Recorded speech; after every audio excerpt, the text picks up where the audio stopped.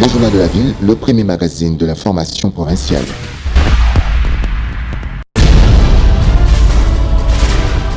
Tout de suite, le journal.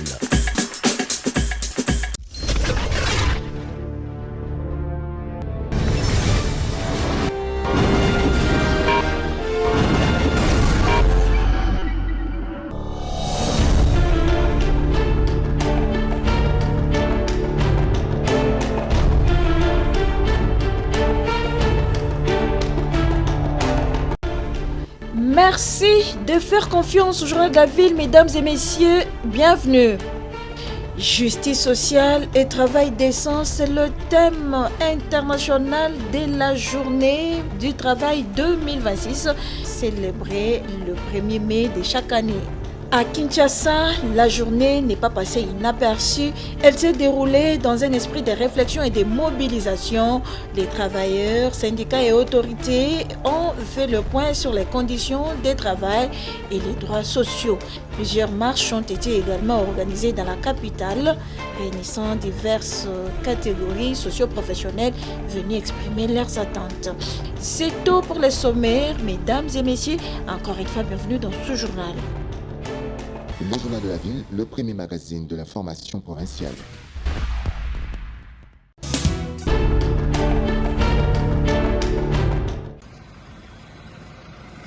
Les courants électriques à Kikwit est une réalité. Et une réalité qui vient de répondre à un besoin réel de la population. Promis et attendu depuis très longtemps, il a fallu l'implication personnelle du chef de l'État, Félix-Antoine Tshisekedi Tshilombo, pour que Kakobula soit complètement fini et inauguré et que Idiofa, Gungu et Kikwit dans une ère nouvelle qui augure un avenir radieux pour la population. Les activités économiques se développent, la sécurité de la population s'améliore et les divertissements se diversifient. En tout cas, courant ndenge na Kikwiti, population sepeli makasi, biso nyonso to sepeli makasi na ndenge courant ye. En tout cas, bana Kikwiti ebele bazondima te ke courant oyo eza courant ya Kakobola. Bazolo ba ebele bazolo eza courant ya shite ya moteur, mais courant oyo eza courant vraiment ya Kakobola. Lokola biso ya bato ya lave ba moto. Courant l'été ezalaki te to bando lave ba moto zomona 20h bokangi mosala. Mais l'état courant ye, boso komati 23h après bokangi. Donc, banda kala to fani kata ba mboko yo. To mona eloko te. Vraiment, te komona courant ya Kakobola côté la kata Kikwiti yo. Vraiment to sana joie moi rosarana te puis biso plaisir makasi. Cependant, à côté de cet enthousiasme légitime, les réseaux de distribution rencontrent beaucoup de soucis. La décision salvatrice de l'autorité impliquant la Société nationale d'électricité SNEL SA dont la distribution de courant de Kakobula à Kikwit a permis de découvrir un trafic illicite des câbles et compteurs, de constater quelques problèmes qui empêchent notamment une desserte apaisée dans la ville de Kikwit. Bayibaki câble oyo tala ndenge bazwaki bazwi compteur bazwi câble ya SNEL ya Kakobola bamiyibi bakima nango liboso courant tabando tia ba compteur na ba câble wana ezaka ya pamba mesiko air courant eye tokomomona su te bazwa kotekela biso su ba compteur na basinga nango wana soit disant $59, bamsusu bazoketina ba $70. Des réseaux sauvages avec des fils non conventionnels, problèmes de protection, des transformateurs de puissance inférieure aux besoins. Tous ces problèmes sont en train de trouver une solution grâce à l'implication de la SNEL. Il y a une sous-traitance qui était là pour replacer les compteurs plus les câbles dans des ménages des gens. Mais nous avons dû constater dernièrement ici, il y a beaucoup de cas de vol de compteurs, effectivement, parce que maintenant ces gens-là ne sont pas très contents. Ils commencent à voler les compteurs déjà placés et les câbles. En tout état de cause, la population de Kikwit vit un moment historique grâce au courant de Kakobula. Répercutons les instructions de la haute hiérarchie et les directeurs généraux de la SNEL veillent à ce que le problème du chef de l'État reste une réalité dans les Kwilu en général et à Kikwit en particulier. La notabilité et la société civile du Kwilu témoignent de leur reconnaissance au chef de l'État. nakomona nde oleke ba privé bokwisa kusala kisala courant wana kati ya Kikwit bomepesa société mère ya kele SNEL yo ina bet ke travailler na bo bet ke na kiese mingi parce que SNEL mpimpa ntango kana pana me salama SNEL ta salinke yanda bongisa yo me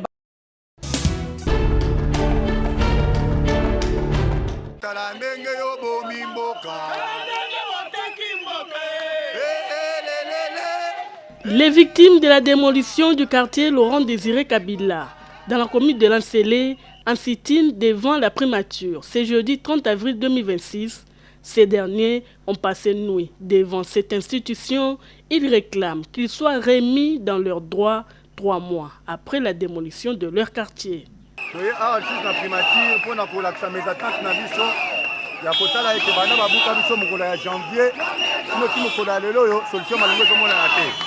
Papa mokonzi mboka akomaki mokanda ayebisaki le 3 ministères nyonso to wana ete bakota na biso mais bana pe prier papa mokonzi mboka alasaki message na ye ti sikoyo population na ye ya Laurent-Désiré Kabila azo continuer ka toujours kola ya libanda. Voilà pourquoi bayebisaki biso 3 jours. Maintenant 3 jours depuis tolungwa awawa tozokende taba 1 mois yango oyo ayesaka biso telika moko te bandeko na biso bazokokufa population bazokokufa toyepa mwa mokonzi ye moko alobela biso mpe atrouver solution makambo vraiment tolomi kovanda libanda. Nous sommes démolis, ça fait longtemps, on a fait presque 4 mois, nous sommes dans l'extérieur comme ça. C'est pour cela que nous sommes venus ici pour déclarer nos droits. À en croire ces pères et mères des familles, les démarches entamées auprès des autorités n'ont abouti à rien. Ils passent nuit à la Belle Étoile il y a de cela 3 mois. Nous voulons nos maisons. Pas de promesses. Soyez awa, ndenge tozali awa tokolala nde awa, soki tozi résultat. Maman Premier ministre, Papa Fati Beton, quand on a souffert de comme le roi des réfugiés en Boga na biso mo Congo. Sunga biso zongisela biso mapangu na biso na bandaku na biso. Tozo na babia na biso papa, tozo souffrir na bana. Tozo kola mbula mikolo nyonso. Yokela biso mawa tozo ba peuple na yo papa. Les victimes du quartier Laurent-Désiré Kabila ne souhaitent qu'une seule chose, que l'état des droits soit visible dans leur contrée. Dans les cas contraires, la primature deviendra leur domicile.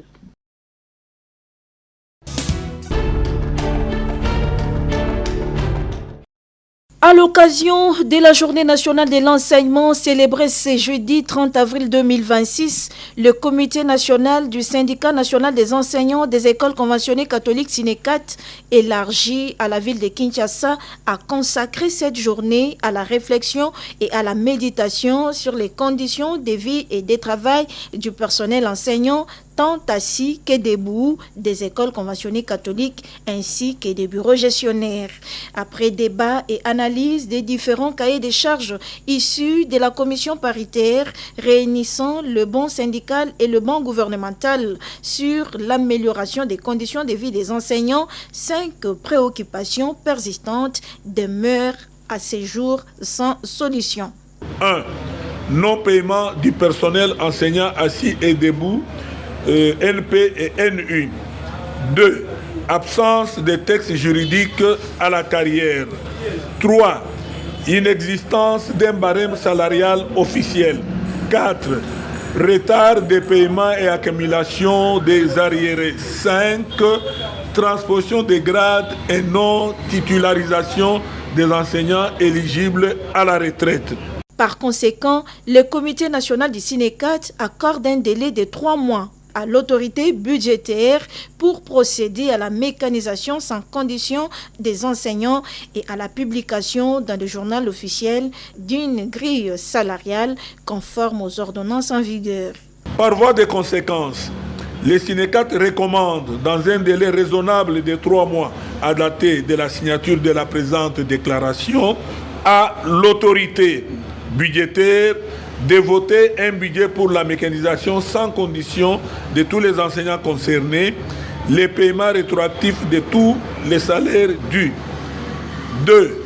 Au ministre de l'Éducation nationale et Nouvelle Citoyenneté et au président de la République, la publication dans les journaux officiels des arrêtés et ordonnances de nomination et de titularisation y compris la régularisation de l'avancement en grade, conformément à l'article 24 de l'ordonnance numéro 232 du 15 août 1991.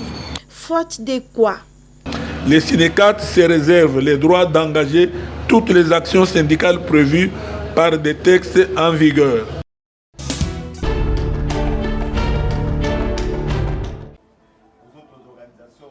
Le syndicat libre des administratifs de l'éducation nationale et nouvelle citoyenneté, SILAD et du NC dispose désormais d'un siège national fixe à Kinshasa, situé au numéro 01 avenue Sayo, dans la commune de Kasavubu. Ce nouveau cadre de travail est mis à la disposition de tous ses membres, tant de Kinshasa que des provinces, afin de faciliter les activités du syndicat et permettre aux agents d'y exposer leurs préoccupations. La première réunion de ces nouveaux locaux s'est tenue ce mercredi 29 avril 2026 sous la conduite de son président national, José Kombaka Lawa. Ici, c'est le siège national du syndicat libre des administratifs de l'éducation nationale et nouvelle citoyenneté SILAD et du NC, qui aussi le siège de toutes les formations syndicales du SILAD élargies dans d'autres ministères comme la formation professionnelle, comme d'autres ministères également. Ici, c'est leur cadre où tout membre, tout représentant au niveau de la formation professionnelle, au niveau de l'éducation nationale peut venir siéger et travailler.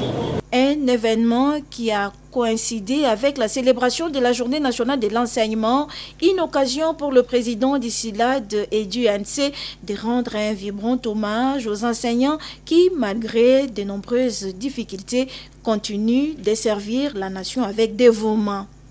C'est une occasion pour nous à pouvoir rendre hommage à ceux de nos camarades enseignants dans les territoires sous occupation, qui continuent à lutter en défi de la situation sécuritaire pour former nos élèves, pour former le futur cadre de demain.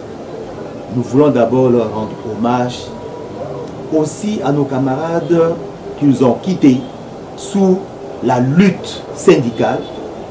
Nous pensons que pour nous, en tant que leaders, c'est le signe d'espoir. Profitant de cette opportunité, le président du syndicat a également interpellé le gouvernement de la République, l'exhortant à faire pression sur les banques payeuses afin de garantir le paiement régulier des salaires des enseignants. Au gouvernement de tout mettre en œuvre pour que, essentiellement pour cette journée, que la paix promise soit effective, que le gouvernement fasse pression sur les banques payeuses, les opérateurs de paie, en fait d'honorer leurs engagements. Le SILAD et du NC réaffirme ainsi son engagement à œuvrer pour la défense des intérêts des administratifs de l'éducation nationale.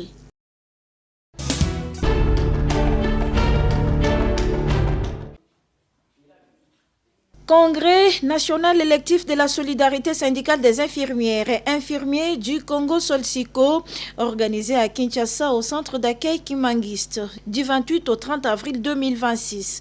Anakle Shiso Dipumba remporte victoire, élu à l'unanimité avec 348 voix sur 348 votants, congressistes délégués représentant Solsico des différentes provinces de la RDC, et c'est à l'issue des élections transparentes, démocratiques, organisées par la commission électorale indépendante dans un climat serein et dans la paix.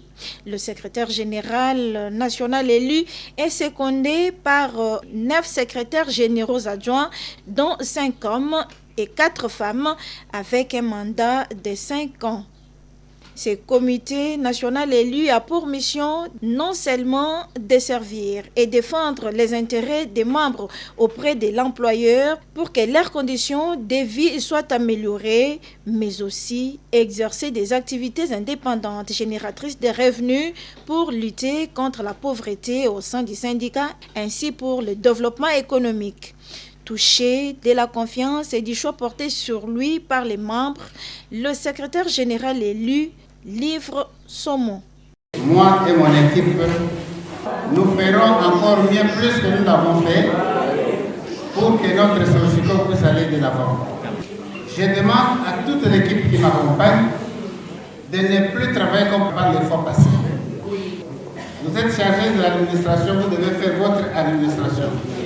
Faites en sorte que la SOSCO puisse toujours avoir des PV bien classés. Vous êtes chargé des finances.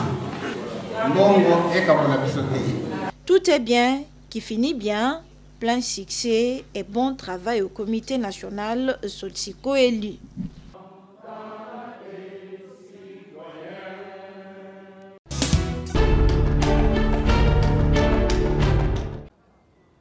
En République démocratique du Congo, la lutte contre le paludisme reste préoccupante. Près de 64% des cas de la maladie sont enregistrés dans 10 provinces du pays, dont Kinshasa. Face à cette situation inquiétante, l'Alliance internationale des jeunes pour la planification familiale en RDC, YAFT RDC, organisation de la société civile, assurant le secrétariat dans la mise en œuvre du projet Voix essentielle pour le paludisme des Speak Up Africa, a organisé ce jeudi 30 avril 2026 une table ronde à Kinshasa. Une rencontre qui a réuni le ministre provincial de la Santé ainsi que plusieurs parties prenantes clés œuvrant dans la lutte contre le paludisme. À cette occasion, différents exposés ont été présentés, mettant en lumière les conséquences de la maladie et des statistiques particulièrement préoccupantes. La plus grande partie de ces cas qu'on trouve en RDC, c'est précisément au niveau de Kinshasa. J'ai donné également les chiffres du premier trimestre de cette année. Sur les 608 000 cas que nous avions enregistrés, nous avons perdu pratiquement 205 cas. C'est presque un tiers des cas de malaria ou de paludisme enregistrés. Il était question tout à l'heure de sensibiliser les différents acteurs sur la prise de conscience, montrer à l'autorité qu'aujourd'hui dans notre ville, la maladie qui vient en tête en termes de mortalité et en termes de morbidité, c'est le paludisme. Prenant la parole, la représentante de l'organisation assurant le secrétariat du projet Voix essentielle, Mariam Poutou. L'activité d'aujourd'hui avait vraiment pour but de faire un plaidoyer auprès des autorités provinciales afin que dans leur mise en œuvre de leur plan, qu'ils puissent tenir compte de la représentativité des femmes et également prendre de façon particulière en charge le paludisme chez les femmes enceintes et chez les enfants de moins de 5 ans. Une note de plaidoyer ainsi qu'une lettre d'engagement en faveur de la lutte contre le paludisme à Kinshasa ont été remises au ministre provincial de la Santé. Au nom du gouverneur de la ville, le docteur Ngongo Abakazi a rassuré quant à l'accompagnement des autorités provinciales à YAFT-RDC dans cette lutte. C'est de notre devoir d'accompagner toutes les personnes qui œuvrent pour que la santé de la population quinoise puisse être de bonne qualité. Nous avons pris l'engagement au nom du gouverneur de la ville province de Kinshasa, l'excellence Daniel Bumba Lubaki, de les accompagner pour que nous puissions arriver à éradiquer cette maladie et puis mettre les femmes aussi au devant de la scène. Motivés à mettre fin au paludisme. Maintenant, nous pouvons, maintenant, nous devons.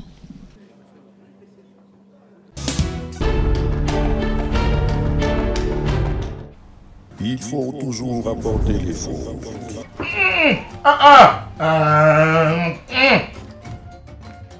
Monsieur l'inspecteur, nazali na ba preuve oyo eza kolakisa tentative ya corruption to kanyaka mpona makambo oyo etali kopesa bamarché ya kobongisa babiro. Likambo eleki kuna DG Bodo apesi ngai enveloppe oyo abina pesa marché wana bobelaka kaka. Agent ya leta nyonso azali na itinda ya koboya kanyaka po misala ya mbula matadi etambola malamu po na bato nyonso. RMP.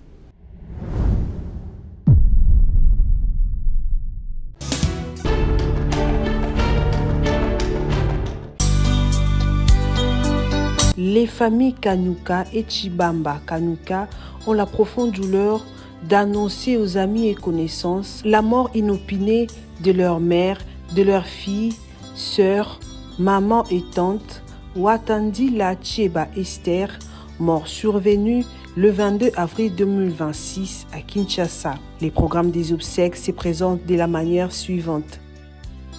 Mercredi 6 mai 2026, veillée mortuaire en la salle Le Retrouvailles sur boulevard Lumumba, référence Saut des Moutons des Bonhommes, station Shell. 18h juste, accueil des familles proches et amis.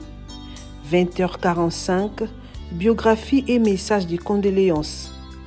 21h30, moment de recueillement et méditation. 22h juste, témoignages et hommages. 0h juste, chant et prière. 1h juste, animation par les frères et sœurs MME. 5h juste, clôture de la veillée.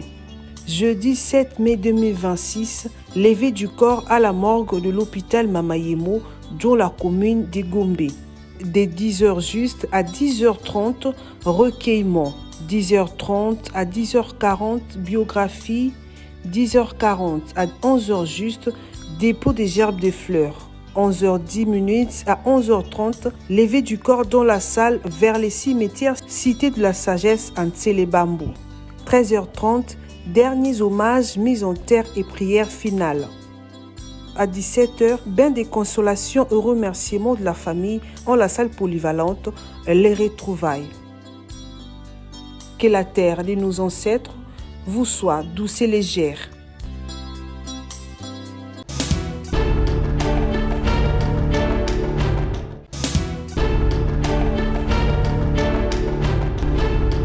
Nous sommes arrivés à la fin de ce journal de la ville, mesdames et messieurs. Merci de l'avoir suivi. Le prochain rendez-vous est fixé pour ce samedi. Et d'ici là, portez-vous bien.